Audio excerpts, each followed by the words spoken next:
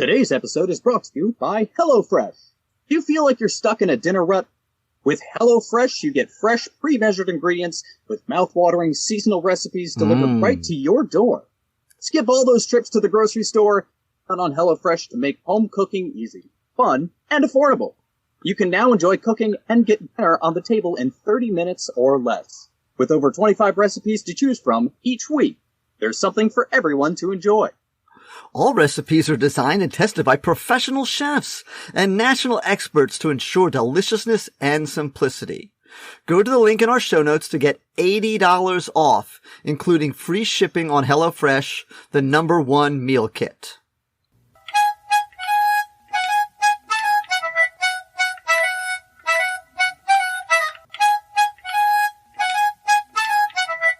Hey guys, whoever's listening now. So here's the plan. So first of all, we got two dope teachers here, and we love them. Everyone, because we know this might be good to play on both platforms. Let's all just, this is Mealey from Unprofessional Development. Somebody else introduce themselves. Or don't. This is Tudisco from Unprofessional Development. This is Gerardo Muñoz from Two Dope Teachers and a Microphone. Yeah. I am Kevin Adams from Two Dope Teachers and a Microphone. Cool. So what we're going to do here, at least what we're going to start off doing, we're going to attempt to doing, and I know we're going to get all meta and off on the tangents, but we're going to kind of model a PLC, and it might be called something different where you are. It might be called a team or whatever, but it's basically a group of teachers that are all teaching the same content that are going to discuss how we're going to design a unit. So, I would love to, this is video. We're doing real work is what you're saying. Yeah. On a Sunday. He's like, real work on Sunday. I know. Sunday. On the Lord's Day. Right. And we're gonna... Kevin, what was that you said about saying no? We don't roll on Shabbos. So we don't roll on Shabbos. Good reference, Tudisco. I love it. We're going to see how it goes. Because as we all know, almost every PLC that I've been a part of has been semi-dysfunctional, and then I think this one will be as well. But I think it's going to be kind of fun, and we can pause any time and go, well, this is how I would deal with the fact that, blah, blah, blah, blah, blah. So, to this... So Kevin will tell you how much fun I am in a PLC. So... Yeah. You are fun, you're just distracting. Yeah.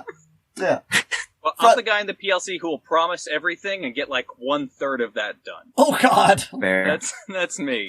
I'm like, man, you'd be great if I did this and this and that and that and that. So I'm the guy in the PLC that like just says yes to everything, and then when I leave, I just go do whatever I feel like doing. So I've done that. I can relate to that. Or it's like, okay, that's the plan. Okay, that's. How'd your kids doing the test? Well, I gave them a different test on a different day, so I don't think you care. Our school is weird because like we're all on an island. So, like, it's like, we come together to plan stuff, and then it's like, I don't know. And then we also have, our department is really weird within a really weird school. So, like, whatever little gets done in other departments, like, it's even less in our department. It's so, like 8 social studies teachers who are like, when we get together, we're like, but what about the bigger picture? and also none of us teaches the same thing. Like it's the weirdest thing. Like, it's a hard part. Wonderful microcosm for the UN. Okay. And we all get together. We're like, yeah, that's a great idea, and then we just go home. Yeah. We do have moments of brilliance, like you said, Tudisco. We have moments of brilliance where we're just like, those are the days that I'm not there. And then we have fights. Those are the days Gerardo is there. I'm also the guy who brings the snacks. I bring the snacks to keep everybody. Snacks true. are important. I'm not into Tudisco's PLC, and I went to his PLC one meeting just because there was going to be snacks there. It was a really good time. Yeah, I had a blast. I heard there's snacks here. Yes, I bring problems. I bring drama. I bring ruckus. Yeah, that's why I love being in a meeting with Gerardo. See, I get distracted in the meetings because I'll just start throwing out jokes, especially if anybody starts getting too serious. Yes. I know I'm in the right place when I raise my hand in a staff meeting. The principal looks at me and says, no. Kev, you'll be happy to know also the Minnesota Teacher of the Year declared in front of God and everybody that she cannot sit next to me during meetings because I get her in trouble. Nice. Yes. Should she say Kevin Adams in Denver can testify to this? Yeah, she didn't. Like that's the thing is that this happened independent of each. Like so, she's like one doesn't have to know. You're a One doesn't troublemaker. have to know. It's good trouble, baby. Gerardo, do you need a shirt that says "Don't sit next to me" that you need to wear to the meetings? He does. No, need because that. I'm extroverted and I need friends. Okay. He's always gonna come. He's like, "Hey, why are you not sitting by me?" I was at a department meeting once. True story. And the department lead made the mistake of calling on me, which she shouldn't have done. She should have known better. But I forgot what we were talking about, but she's like, and remember, Tudisco, what do I always say? And I just said, no sex in the champagne room. Oh, bruh. That's that HR Champion. call right there. Champion. That's it. That's it. That's You're it. like, shut it down. Mic drop. Meeting's over. Leaves. This is how I make sure nobody calls on me during meetings. That Yeah. works. Gerardo, I'm going to pull that. On who? Like, not I don't on know. me. Yeah. Hopefully someone. What do Darlene? Well, I'm the I'm guy. saying names. Because it's hard enough for black teachers to stay in the gym. Like, why make it even easier? Well, you know, I know certain people Go that hard. are encouraging me to quit. I know those people. I might be those people. So we're going to do two lesson-y things. The first thing that we're going to do is, as a group, we are going to create a science lesson. And then, Tudisco, we're going to do the stuff where we have to, like, take something, design another lesson that's outside our content, where you're going to do, like, a math lesson. But that's different. We'll get there in a little while. Maybe. I have no idea if we'll get there. Okay. So we are going to now design this science unit. So it's going to be biology, basically, right? So, why offspring that result from sexual reproduction have greater variation than offspring that result from asexual reproduction, inferring patterns of heredity using information from Punnett squares. Do you guys remember Punnett squares? Yes. I remember that was a thing. Yeah. I It's kind of like you guys have remember like that they exist. brown eyes and blue eyes. That's right. And Yeah, alleles. I think, yeah. Yes. big B, little Peas. B. Yeah. Dominant What's his genes and name? What's the guy? recessive genes. What's that guy? He did the plant peas experiment. Nelson Yeah. Mandela. Not Nelson Mandela. No, What a Mendel, nerd. Mendela from What's the guy? Germany, He did the right? pea experiment. I know exactly who you're talking about, and I You don't guys- remember. What a nerd. Pea Like, no experiment. What's that all about? Yes. And explain the impact of environment and lifestyle choices on biological inheritance. Okay. Mendel, Gregor Mendel. What are you Mendel. guys? Come on, are we? I thought we Yes. were doing science. You guys don't even know. Come Okay. on. Didn't feel start like- out with blue eyes, brown eyes. Started out with this peas. is Kevin. He's being really needy right now. Like, he needs us all to know how smart he is, That's Okay. right. and that he like looked at the doc before he I'm got brilliant. here. Like, what Brilliant. a nerd. So do we want to start from like an assessment and work our way backwards, or we just want to kind of go, hey, what do we want to do day one and day two and day three and day No, four? let's design figure out like what a we can 5-day bring to the unit. table first, and then maybe we can build some kind of project that can go with it. So It's the Okay. funniest thing, because I just think about like how I sit through these meetings.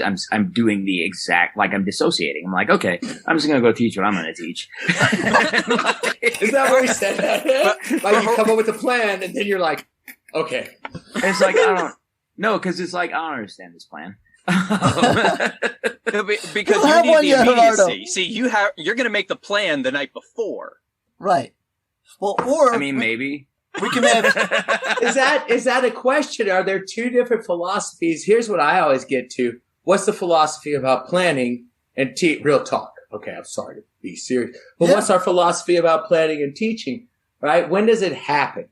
When does the plan? Because some people are like, I'm planning right now, right? We're coming back in 2 weeks. Some people are planning out unit 1, right? You don't know the kids. I'm a night before planner. That's Yeah. what I planned the night before. I don't know about Yep. you guys, but I planned that lesson the night before. I've heard some people plan, like when I met one dude who was like, I planned right on the way to school. I was like, what? When do you make He's like, copies? Best lessons come when I'm driving to school. I was like, huh? How does that work? I've That gives changed me a it lot on of the way to nervousness. school. But like, I got to have an idea of where I'm Yeah. going. Yeah. I have to have an idea. I have the ingredients on the way before I'm going to school, but I might be changing. Okay, we're gonna fry this instead of baking this, or we're gonna make this groups instead of individual, or I'm gonna kind of make it more like this. So sometimes I'll have one really good idea that'll only be like one lesson, but that's where all my brain power is going to go for the whole week. That's relatable. No, I mean, for me, like Kevin asked a serious question, so, you know, I'll give a semi-serious answer. I think for me, so much has been disrupted in how I was taught to be a teacher that I'm probably going to leave the classroom. But no, honestly, like I had this like big aha moment 15 years ago, which was standards-based instruction is only one kind of instruction. And when you start like reading up on the history of curriculum, you realize that, wait, it's like learning that there was more than one Chinese history timeline, that there were other dynasties that were happening at exactly the same time right. of the ones that we teach as being the only ones. It's like, hold on, this big world. And so, I've actually had a chance to connect with Annie Feder. I don't know, Mealey, do you know about Annie Feder? No. Oh man, find her on YouTube. She will mess up everything you believe about teaching math. Okay. How do you spell Feder? Fetter. Okay. And she basically approaches things with this, what do you notice? What do you wonder? And builds her lesson in real time. And it's pretty incredible. And so like, when it comes to planning, let's see. Well, I just gave the only class that I need to plan to Kevin. And so, so a lot of it yeah. Hey. Listen, you're gonna that's been my work. Yeah. I'm excited. Yeah. What's the class, by the way? AP World History. Okay. You know, it's a real small thing. It's world history from 1200 to the present times. Yeah. I don't want to hear you crying, man. When I started teaching, it was 8000 BC. I know. I can't. Yeah, you're right. You're like, hey, you got to shorten up. Not even 700 years, bro. Yeah. And you got all year. You got plenty of time. You got all year. Teach them all year, and then there's a big essay at the end of the AP test about a random Romanian king you've never heard of. Yeah. Period. Right. That's how it works. No, so I mean, I think, you know, and I don't know if, like, my planning the last 15 years has been in survival mode because the building I work in until maybe the last couple of years has been completely unsustainable. And so, you know, you find ways to just, like, you have to cut corners. It's not because you want to, and it's not because you like it that way, and it's not because you don't give a damn. It's because it's like, okay, I have 10 minutes of things to do and a 5-minute, like, how do I do that? And so I actually, the Colorado Teacher of the Year for 2021 does not remember how to actually plan. Okay. Well, then, we'll see if the three of us can, like, make something happen. You are not going to be able to sit by and not have input. That's impossible for you. What? Right? I don't know what that means. Yes, you're going to have input. And that's what I would tell someone that does this. Because I'm that way.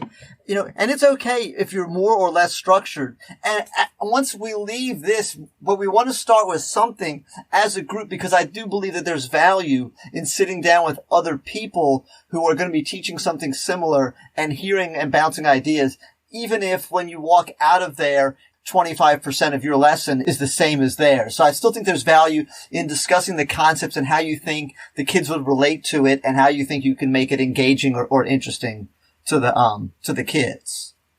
So let's just try and design just do a little bit. I know it's going to be tough, but so here's the one. Let's talk about this. Why offspring that result from sexual reproduction have greater variation than offspring that result from asexual reproduction? First of all, does anyone know why? Say again. Why? Because you're mixing more genetics. Say again. I asked for but you can't give wait time to Tudisco. What was the question? Sorry, I redact my previous statement. The question is, so there's asexual and sexual reproduction, right? Why is there more variation in the offspring with sexual reproduction than asexual reproduction? Tudisco, what did you say? I said it's you guys. You're that guy in the group project. He is. In the classroom, I'm sorry, I'm paying attention. Sorry. I said it's because you're mixing in more genes. Like if you have one person's genes with which type, sexual or asexual? In sexual, let him asexual finish. reproduction, there's only one thing. I just want them to use precise language because in my school district, it's really important that students use precise academic and content vocabulary. That's all I'm asking for. Gotcha. Yes. Okay. I apologize then. Yes. Not everyone can always infer what you're implying. I'm just sexual reproduction. You're going to have more genes, right? Yes. Yeah. Asexual reproduction. I'm thinking I don't know, the way zombies reproduce. How do zombies reproduce? By biting somebody else. They just bite somebody else. No. Oh, is that really reproduction? No, I don't feel like that's really reproduction. But asexual reproduction is where just... I'm going to argue it is. Can I just say, this is how you come up with the best unit ever. Right? This is like this, when it starts nebulous, like this. Why are zombies less varied than regular people? Yes. And how kids are going to love that. They're going to be like, I'm into this. So that honestly can be that we can talk about that as like our opening thing. Let's discuss... Is our hook zombies? Zombie reproduction versus vampire reproduction versus werewolf reproduction. Oh, no. And then you put them in Punnett squares, and then you can see what a werewolf vampire would look like. Now, this is Twilight. This is a good Twilight connection, right? Yes. Because that's what Twilight's about, a werewolf and a vampire getting together. Kevin's doing a great job connecting with teenagers from 10 years ago. That's what I do. Thank That's what I do. That's what I do. If we haven't put it on, they're Lisa Frank Trapper Keepers. There's some 23-year-olds adults that this will really resonate. What I've set up is a reason for us to watch all of the Twilight movies. Why do you want that? Why do you need I don't know. We got time. Is that the reward or the consequence? It's both. I've never watched a Twilight movie, to be honest. I've watched way too many with my wife. Liar. I have never. Why would I watch a Twilight movie? They're You're horrible. the one that brought it up. I just know that there's something about vampires and werewolves. So, is that what we're saying is we can put this objective on the board and then just show Twilight for the week? Is that? That's what Kevin would do. Now our unit is planned. He's like, that's constructivist. And hey, somebody Google. Try to figure out why we're doing what we're doing. Somebody Google Twilight biology worksheet and see if there's a PDF that we can give to the kids. I bet you there is. Yeah, how much y'all want here? I bet you there is. Twilight. And we'll put that link in the show notes. I mean, well, teachers pay teachers is everything. There's worksheets. There's word searches. I may also be looking for Rod Sterling references. Nice. Oh, because that's Twilight Zone. There is. Yeah. Hold on. Twilight genetics. We stumbled on it. On Pinterest. Oh, right, we're supposed to still be talking about genetics. Yeah, teachers pay teachers. Do not go on teacher pay teachers. Yeah, that's the new word. Except for when you are trying to find your emergency lesson plans.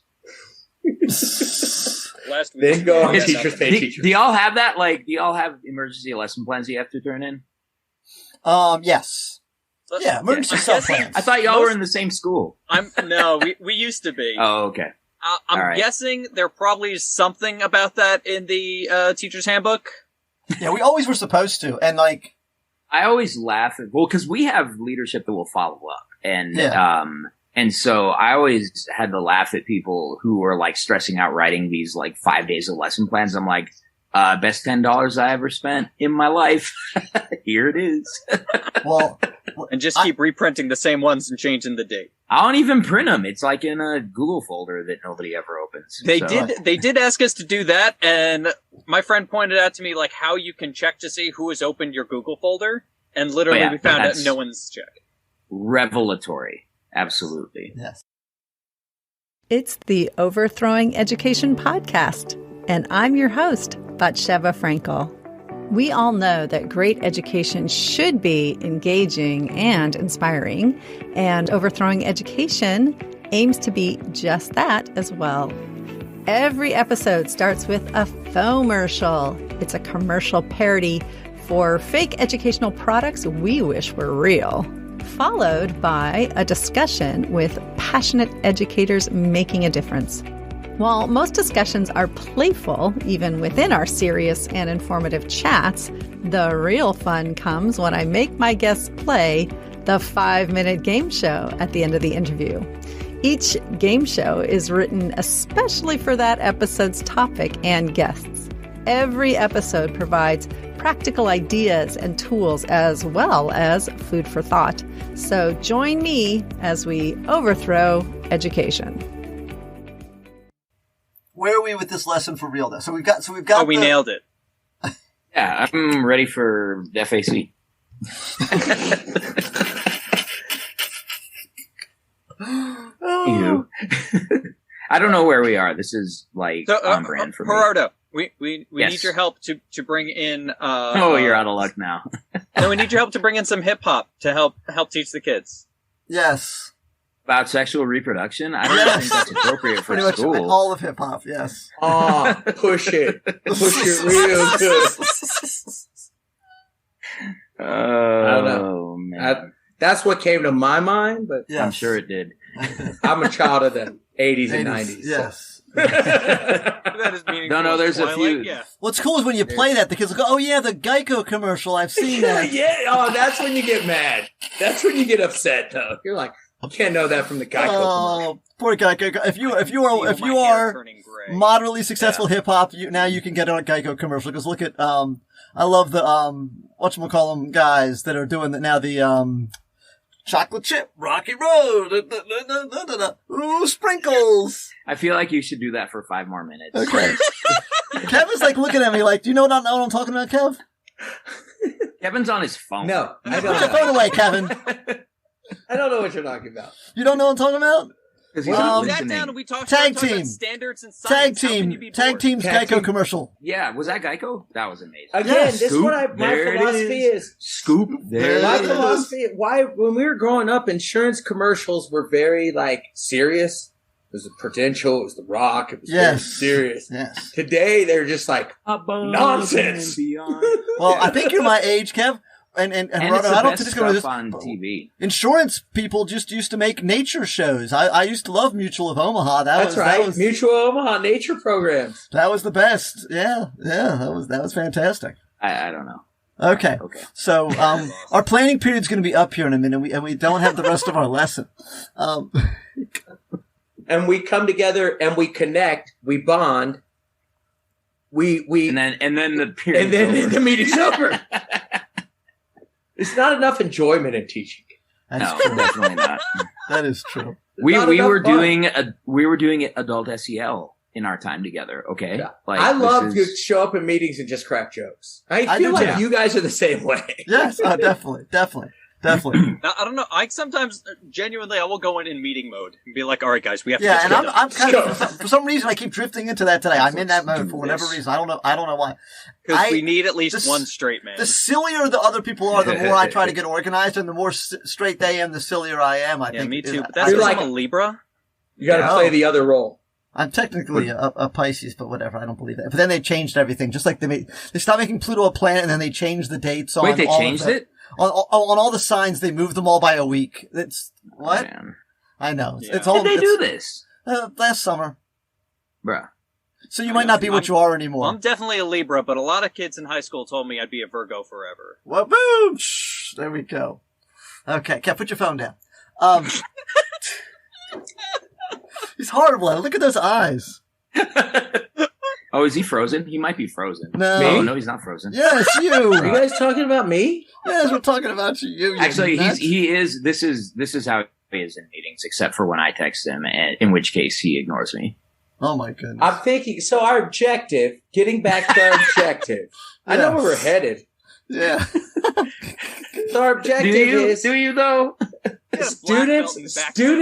students will be able to explain. All right. See Yes. what I'm doing? How are they going to Yeah, explain? you're Yeah. vamping so you can scroll to you can read Students the standard. will be able to SW explain Blatt. Bro, this Oh is my dead air. goodness. I'm just how saying. genetics, No. Asexual versus sexual, Kevin. asexual versus sexual. Why, why there's asexual And why there's more reproduction variation. is better than sexual reproduction? Bro, this was This is what we were talking. So This now, is the first question. I know. This is a wild And- lesson. That's Yeah, pretty good. it's like so. It's a Talk construct. about that Let's go. while Twilight's playing in the background, while Push It is blaring. Here's what's funny to me is, Tudisco explained it in 2 seconds. And we know the kids won't get it. You need Right. repetition to learn it. Why, when there's two parents 'Cause to me, I guess you have to come from the fact that if there's two parents, they're going to have kids that are going to look different versus basically this amoeba that's cloning itself. Yeah. Right. Very different if there are things that the father doesn't know. Yes, exactly. Or I've seen this happen. I say we use a Maury episode. Oh, hey. Yes. That's for real. I say we use an episode of every Zoom I see our hook is a Maury episode. Yo. You are not the The father. father. Just fists. With And the we dude got- who's amazing. like, that doesn't look like me. The baby doesn't look like me. Or that song. You guys know that song? That baby don't look like me. No, I don't know that song. Classic. You don't know that? It's This a is classic. part of our unit. We need to put it in. That It's a baby classic, don't look like No. me. No. Like, know Billie a- Jean. I know a I Neil have this Young song notion called that- Welfare Mothers Make Better Lovers, which is really politically, oh, wow. Problematic. yeah, I know. I had this idea of like having students kind of figure out their like facial features. Like you got this from your mom, you got this from your dad. But then like, I think that'd be really cool. Yes. But then you end up in this really awkward conversation about, yes, your parents likely engaged in sexual intercourse. And Yes. that is something that's super weird for kids. But it's interesting because as I've had students who are siblings, like literally one will more strongly favor like Mhm. one parent Certain and one parent, will yeah. really strongly. And so it'll be interesting. How about other celebrity families where we can put up the parents The and then Kardashians. kids? That's what I was thinking. Kardashian beat baby. you to it. I win. Ha ha.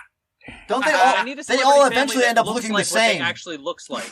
They all look the same Why? after they get, Because, I Are mean, you saying it's- no plastic this gets surgery into- today? I'm saying they have doesn't more this- plastic than a Barbie doll. Oh my gosh. That's yeah, not but right. I would also I don't know if argue that's true. that don't they say that you also start looking like your pets after a while? Like Kevin and Franz, like I mean, they could be brothers for real. Yeah. And because Franz is a handsome dog. Franz is Where's real Franz? Franz. You should bring him Good-looking in. dog. Gotta get Franz. So like so how much of like looking alike is about imitating mannerisms, and how much of it is like biological? right. And one that I always love, and there's I mean, always Lily's these like, cases. that's a stupid question. we can He's like, find these anyways. cases. Have you ever seen like humans? It happens with dogs all the time, but human twins by different daddies, where like I've not. they are like literally the. Wait, the- that's not a thing, is it? Yeah, it is. How can you be a twin if They're not identical. They're Explain. fraternal twins. So there's two eggs, Oh. right? And Mama has got Hey. two daddies that she loves. Gentlemen callers. Okay, right? And it literally they've come out like since as some people could be getting into equity here, but literally they've come out sometimes two different races where she's had like a Bruh. like a mixed baby and then like a all white. So it brings baby. us back to Maury, right? It does bring us back to brings us more. back. It's 100% back to That's more. not my baby. Yes. That's the isn't that dude the who's whole- most vehemently And saying so- that's not his baby. That's usually his baby. That's the whole premise of the ABBA musical, right? Mamma Mia. I've never seen that. Mamma Mia. I There think you that go. is. Watch Mamma Mia. So now we Like can that watch week, Mamma Mia. guys, Now that we're could watching be her dad. Right, so now we're we're into watching musicals. So, Now okay, you We've remind got me of another that. 2 weeks movie. of lesson Maury, plan. that baby don't look like me, into Mamma Mamma Mia. A clip from Mamma Mia. And Wow. so, Yo, and and it's so- representative of lots of communities. It is. Like, you know. Yeah. And they're Maury doing is experiments. diverse. They They got all take kind a of picture of both of their parents. Well, I don't know. This could be problematic, right? yeah. So you take a picture of both of your parents. Can you get What if the but- kid but- that finds out? Well, I heard a Like either of story. these people. Oh, see, now y'all are getting into real stuff because I heard a story from my friend who had siblings. I don't know if I should tell this story on the podcast. I was gonna say, I gotta This tell is one that like I real got. stuff. He was like, That's how I get him to say things. my parents. I had siblings who weren't related to me, and my parents didn't tell me till I was 13 years old. Bro. Wow. And he's like, they clearly look different from me. So, a student, Kev, comes to me. She goes, and this 2 years ago. We were in person. She goes, I've got a sister at this school, but she doesn't know it. Oh, Jesus. I go, what? She goes, my dad cheated on my mom with her mom. Whoa. Oh, yeah. She that's didn't odd. tell her spouse, but this girl doesn't know, nor does her dad know. So not only did this guy get this other one pregnant while he's still in a relationship. He then told his daughter. Yes. But nobody, like, why would you give them that to walk around with? And then she's telling me. What's wrong with simply saying you're grounded? As a parent, sometimes we make bad decisions. Sometimes we think the wrong. But you're gonna run down the batteries in the remote. Let me tell you something. No, you have to live with this. Gonna leave the light on in the bathroom. I got something for you now. Yeah, I don't know. So she knows who her half sister is, and then she can't tell her half sister. I'm like, oh my god, this is. This is the problem with this subject. So I think maybe we stick with, we don't put it personal. We don't make the person, unless they want to. I think the final project at the end of the unit should be they have to give a presentation to the people in that Maury episode explaining what happened. Oh, that's what they have to do. Why is this the baby daddy? Why is this the baby? Based on the genes. So wait, so I have a question. I have an equity question. Are they going to have access to everything they need to determine whether it's the baby daddy? So you have to. How are we going to do this? They're going to figure it out from watching. So TV? You got to put some genetics, right? You got to put like some blood types in there because you're teaching them that stuff, right? There's blood types. There's eye color. You say this stuff, right? So they have an eye color. They got blood types. They got I think this is gold. They got some information about give them like a dossier on the next person, so they see the one thing of Maury, but he has more than one guest. Going back to asexual or sexual reproduction, right? So they look at it were they able to make a better judgment based on the visual? Right. I'm not sure that Maury illustrates asexual. I don't know. No. And then I got my part done. I'm pretty sure he was spawned from that couch. But if we break it up, from between so one day is sexual and one day is asexual, then I think, because I think being, straightforward, and this is we're talking about right now. So people like Kevin, shut up. We're not talking about asexual right now. We're just talking about sex. So you keep Kevin. Mister, I'd be talking about sexual. I just want you to know that's what I'd be obsessed with. Is sexual. See? But I'm saying one thing at a time because the children get overwhelmed, and all they remember is that we talked about sex in class. And that was a good day. You guys learned a lot. And then you say to the kid, "But Mealey, don't you remember we talked about a lot of other stuff?" Oh yeah, why didn't you say that? Because it was sex. Because students, you're going to find at some point that some of you are asexual, but you can't reproduce that way. All right, so we got. I think we've got our unit. I think we're good to go. Solid. Yes, let's go. Okay. So, and if you want to download the unit, just join our Patreon. Yes. That's right. You can get it on Teachers Say Pay Teachers. This actually probably might be, if we kept pushing and developing it, I think in real talk, what I think happens in education is we don't have enough time to really plan these amazing units, because what we started to get into was a discussion that was really taking us maybe someplace, right? Yeah. It might have been silly, but I think the silliness is where it goes. That's how we that's how the four of us engage. Right. Is being ridiculous. And I also then you find something, right. Why do we do what we do? What's the purpose of school? How do we know what works? We don't want to be slaves to data. We shouldn't fetishize pedagogy. We don't want unaccountable, wild, free-form ideas of education that no one can really figure out how they work or if they do. We need honest, sincere dialogue. We need to talk about what really matters, and that's our students, and that's how we help them to learn and grow and improve. What we need is a discussion that includes all aspects of education, from philosophy to policy to pedagogy. You can find all of that, including interviews with authors, community leaders, teachers, students, and more on the ClassCast podcast. Check us out at www.classcastpodcast.com, on YouTube, and streaming on all major platforms. ClassCast Podcast, where real education happens.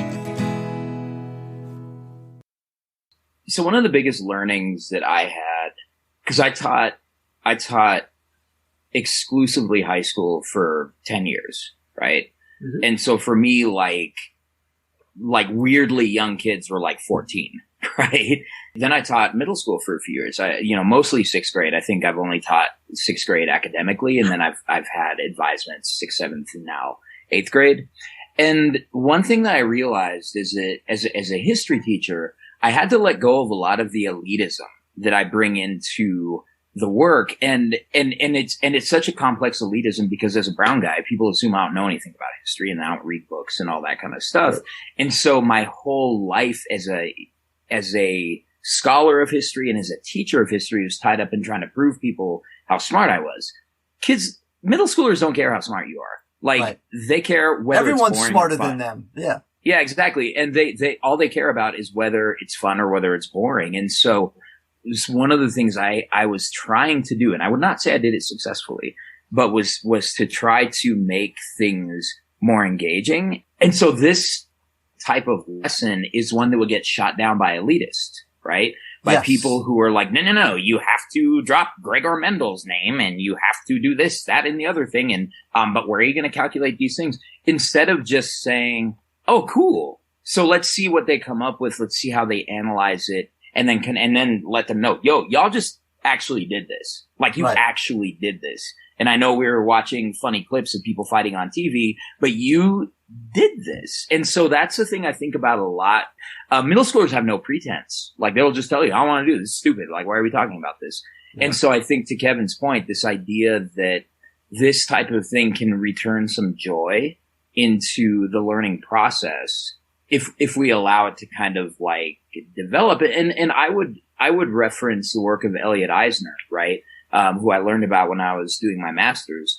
Eisner talked about the importance of having what he termed aesthetic experiences in learning, meaning your learning should make you feel something. Yes. You should feel happy. You should feel sad. You should feel creative. You should feel angry. You should feel something when you're learning. And so it kind of like plays into that, you know? Yeah. See, I can be serious for a couple minutes. Yeah, I love bummer education. When the kids leave and they're like, Mister, I'm so depressed by what you just taught me. Go think about that. And they come back. They always come back thinking. I know I did my job right when we get to the end of the book and they're crying. I'm like, that's right. You weep for Algernon. That's it. Imagine. I wept for Algernon. That book was not right. That book was again, fantastic. Books that we put in front of children. An amazing book. But I was like, they're like way too intense. I know. I mean, I'll read it now, and I don't think I'm old enough for it. You're like, whoa. It really shakes you up. You get shook, as they say. Then we hit ninth grade, and they're like, we're going to do Shakespeare. We're going to do Romeo and Juliet. I'm like, no, we're not. I don't want to talk about suicide with these kids right now. Exactly. As it's a bad idea. I just want to point out, Mexico played the United States in the Gold Cup in 48 minutes. And this is something I do in PLCs. I remember a few years ago, I traveled to do a curriculum writing thing. Mm-hmm. And it was in 2012. I want to say it was in 2012. And it was summer of 2012. And I get there and we're talking and I was like, so I just want to let y'all know the Euro final is tomorrow at this time. So I will not be available because I'm going to be watching the Euro final. And they laughed. They're like, okay. And then my phone starts blowing up in the morning. They're kind of like, hey, are you coming down? I'm like, nope. I told you. Self-care, baby. Anyway, this is on brand for me. When I had a 30-teacher fantasy football league. I remember talking about this, So we would always have the draft. Traditionally, 30 teams is slim pickings. Well, no, it's 3 10-team leagues. Oh, I see. Okay. Yeah, but we all did it together at a sports bar down the street from the school on the Friday at the end of the first week for teachers, not before the kids come back. So kids are coming back on Monday at that Friday. Our department AP says, hey, we're going to have the math department meeting at blah, blah, blah on Friday at such and such time. And it was like towards the end of the day. And I went to him, I said, dude, the fantasy football draft is going to be at the street. I said, out of 25 math teachers, I said, there's like 8 of them that are in the league. I said, I told them to be at the place at 3:30. Are you serving beer? Cause if not, I think I win. Yeah. I said, so I don't know what you can do to figure it out. And so he moved the meeting. No, I mean that's important, right? It's kind of like, because that's the other thing I've learned about curriculum development and lesson planning and all this stuff is you can go on and on and on and on and still not be super satisfied with what you came up with. Oh, yeah. So there's a level at which you have to say good enough is good enough. And this is a good place to start. And better done than perfect. My lesson plans aren't like they don't go into a whole lot of depth. But I also think that a lot of it has to do with, I try to cultivate an environment where I can see how my students are responding and make adjustments. And I've just never wanted to be pigeonholed into every single second. It has to like this is the sequence I've decided, but how are the students becoming a part of it? Kevin, it makes me think of, unit and lesson internalization that we were talking about in our district, where everybody's got to be in the same place at the same time. And it's like, if the kids weren't, internalization because you have to shove it there. Yeah. And that's exactly right. I know where to internalize your unit. Yeah. Why don't you take it, put it there sideways, please, okay? Exactly. Thank you, and stay unprofessional. Stay unprofessional. Stay unprofessional.